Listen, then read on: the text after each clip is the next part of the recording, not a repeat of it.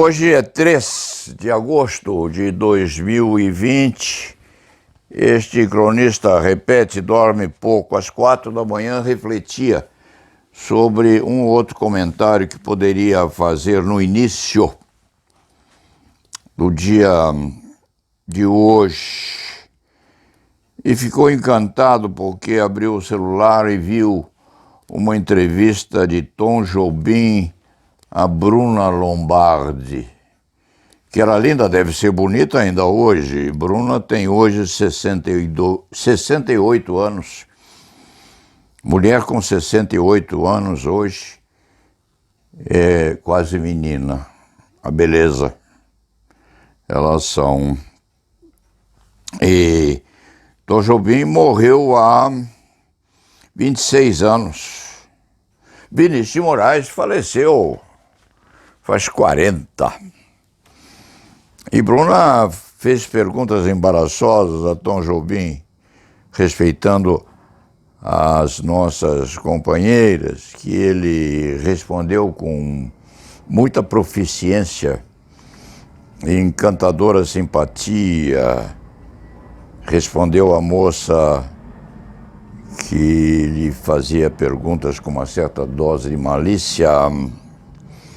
Respondeu: Bruna, os meus pecados estão a me abandonar.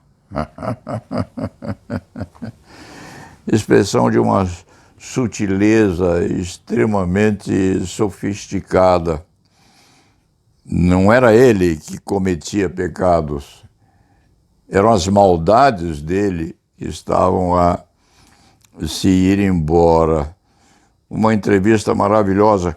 E, naquela altura, enquanto era entrevistado, Tom Jobim fumava charuto e tragava. Fumava charuto e tragava. Fumar charuto já é uma maledicência contra a saúde. Tragar a fumaça de charuto é pior ainda. Mas ele o fazia também com muita simplicidade. Enquanto este escriturário de direito penal e processo penal via e ouvia a entrevista feita por aquela menina com os olhos maravilhosos, este antigo escriturário pensava um pouco também na vida e refletia sobre aquilo que nós juristas, em geral, e penalistas em especial, somos. Às vezes vemos um ou outro que se afasta um pouco daquilo que chamamos de ortodoxia ou ortodoxismo, porque a beca e a toga realmente aprisionam o cidadão e o deixam hermeticamente encerrado naquela roupagem que é, a bem dizer, fenérea, se é que a palavra existe. O que somos nós, juristas? E de pensamento em pensamento veio ao cérebro deste escriba a figura de Immanuel Kant. Dizem que Kant era tão clássico nas perspectivas que tinha da exatidão que os vizinhos, quando ele passava à frente dos portões ou das janelas, acertavam os relógios pela passagem dele. E dizia Immanuel Kant: sabedoria é vida organizada. O que é esse tipo de expressão? O que significa ser sábio? Porque se tem a vida organizada. Poder-se-ia inverter o sentido. Vida organizada é sabedoria. Os sábios, em geral, não riem. Ser risonho significa ter vida organizada. Ser hermético dentro da ciência significa uma organização adequada à transmutação da juventude para o amadurecimento, do amadurecimento para a velhice, em sequência. O que é ter uma vida organizada? Nós, juristas, precisamos ter uma existência razoavelmente em ordem, porque a clientela precisa crer na consultoria, precisa acreditar no equilíbrio daqueles que estão a transmitir observações, obviamente sérias, a respeito dos problemas que cada qual tem.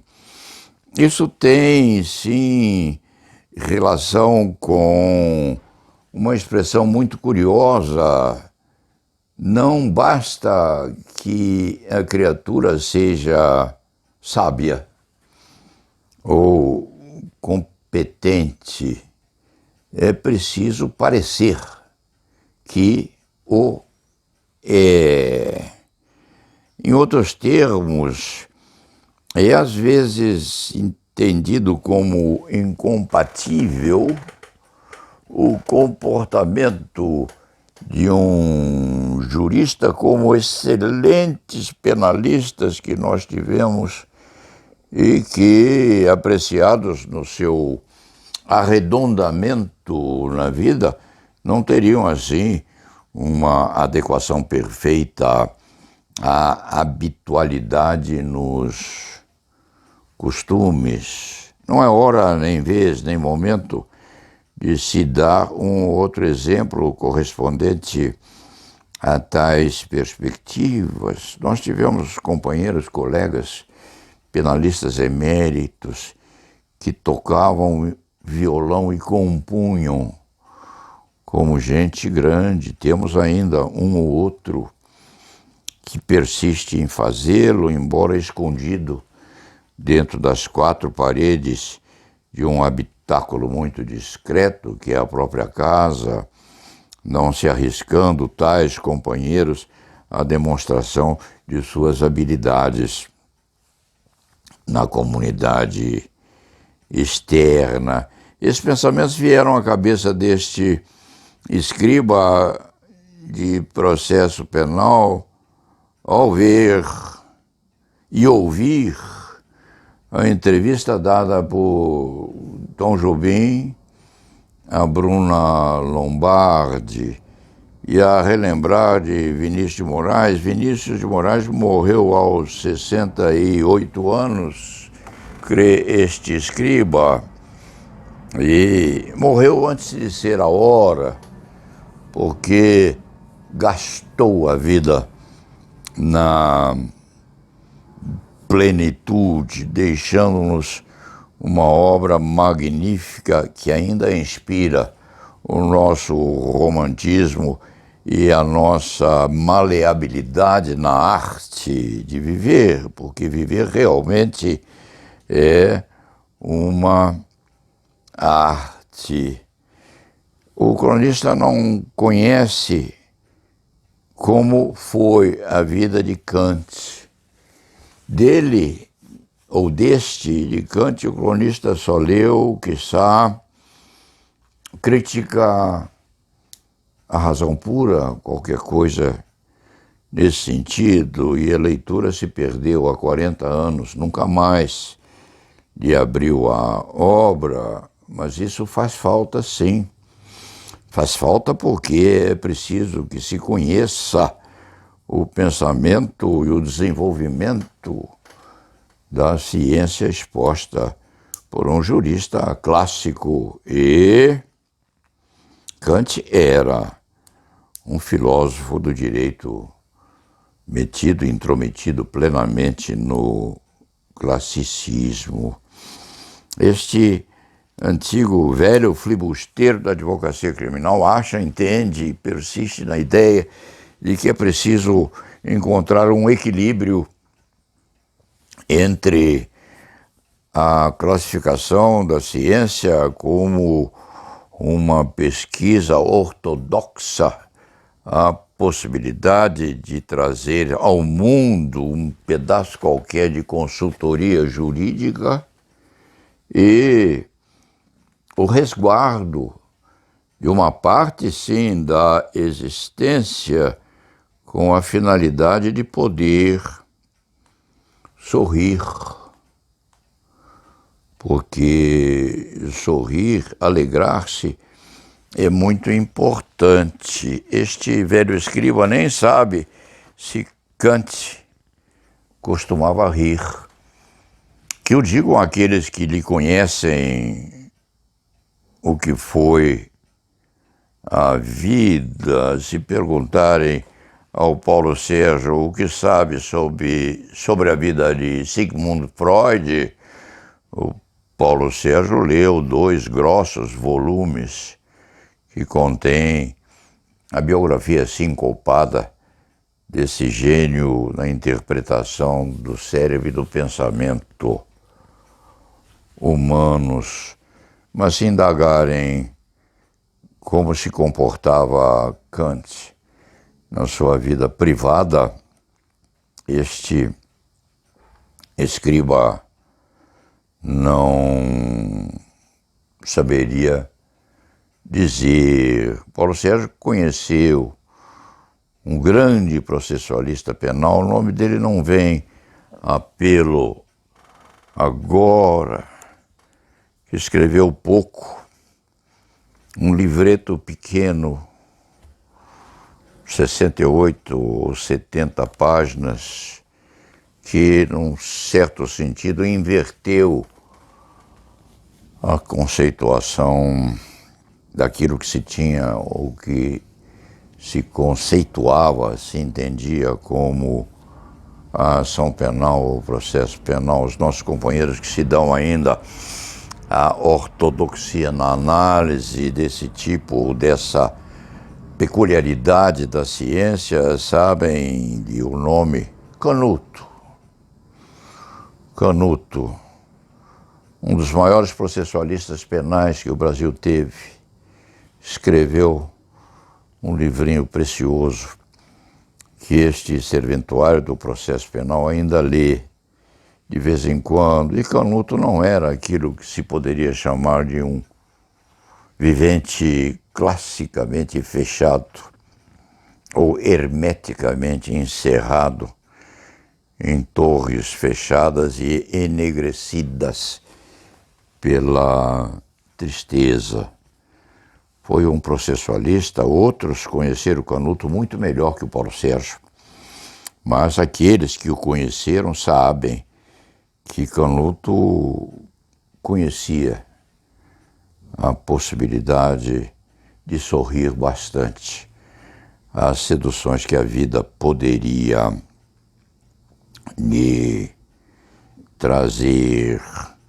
Este Paulo Sérgio se recorda de que no tempo da ditadura, quando a ditadura brasileira era muito forte, trouxe da França, numa das loucuras de um presidente da OAB que era genialmente diferenciado, trouxe a São Paulo Marc Ancel, cujos livros estão por aí. Paulo Sérgio lê razoavelmente o francês, trouxe Marc Ancel. E uma das maiores vontades de Marc Ancel, depois da palestra que aqui nos fez, foi poder degustar pato com tucupi. E nós na OAB tivemos um trabalho enorme a encontrar um restaurante aqui em São Paulo que pudesse fornecer pato com tucupi a Marc Ancel. Conseguimos sim. Levamos-lo ao restaurante. Ele se alimentou muito bem, com gostosura. E teve mais tarde uma indigestão, tivemos que levá-lo ao hospital para se habilitar a retorno a Paris 2 ou 3 dias depois, porque pato com tucupi era demais para Marc-Ancel. Então, foi esse o restolho da madrugada que o escriba teve hoje. O resto de tacho da noite e o começo da manhã, que veio fria, mas veio com um frio muito gostoso e estimulante para dizer alguma coisa que tivesse uma relação qualquer com a destinação da raça humana a poder sorrir um pouco ante os desafios que a vida nos traz. Dito isto, vamos ao trabalho, vamos à ortodoxia, vamos à nossa comunicação fictícia online, porque não temos contato físico mais com os nossos companheiros, deixar de lado essa conversa que já iria pender para aspectos mais sofisticados do romantismo. Vamos enfrentar o classicismo do direito penal. E la nave va.